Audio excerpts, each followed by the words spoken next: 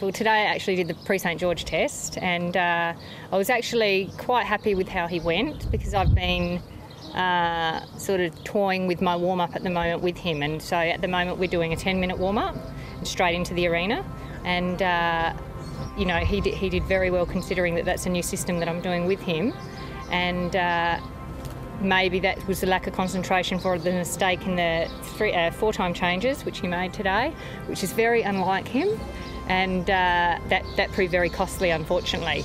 Yesterday was a different day. We had a mistake-free test, came second, you know, very nearly came first, with a personal best score in the intermediate one.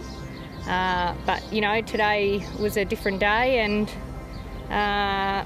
we could only manage a 9th today, but I was happy with how he performed, and I'm really looking forward to riding in the freestyle tomorrow. So. Were you fairly consistent, but just a couple of areas let you down? Yes, he was very consistent, and it was flowing very, very nicely, and a couple of little, maybe a little wobbly line here and there, which again is just a little bit of a flaw in the flow of the test.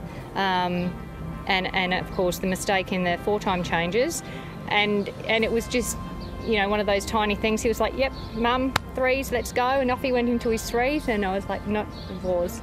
So, but you know, that's the way it goes, and you know, we'll just look forward to tomorrow. So. How do you go with your recovery after you've known you've made a mistake? Well, I was hoping that it wasn't going to be very costly today. I was still hoping that he would be in the top 3, but that was not to be. So it's disappointing, but you just look for the next test the next day, and onwards and upwards, and I think that's how we all have to be, very positive, because, you know, the horses are the best levelers. One minute you're on top, the next minute you're not. So it's okay. So. On the other side, have you got certain things during your dressage test that you can always rely on that are rock solid? Normally it's my tempi changes. Like the thing I made a mistake on today, normally he is absolutely rock solid on. I don't think I've ever made a mistake before in them. So that's you know, he's definitely usually very solid in those. He's very good in the half pass. He's lovely big reach in the half pass, lovely rhythm. He's usually a very reliable performing stallion. You know, I always know when I go into the arena that I know that he's going to go out there and do the job.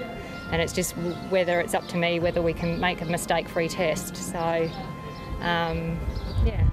So what's the next step then?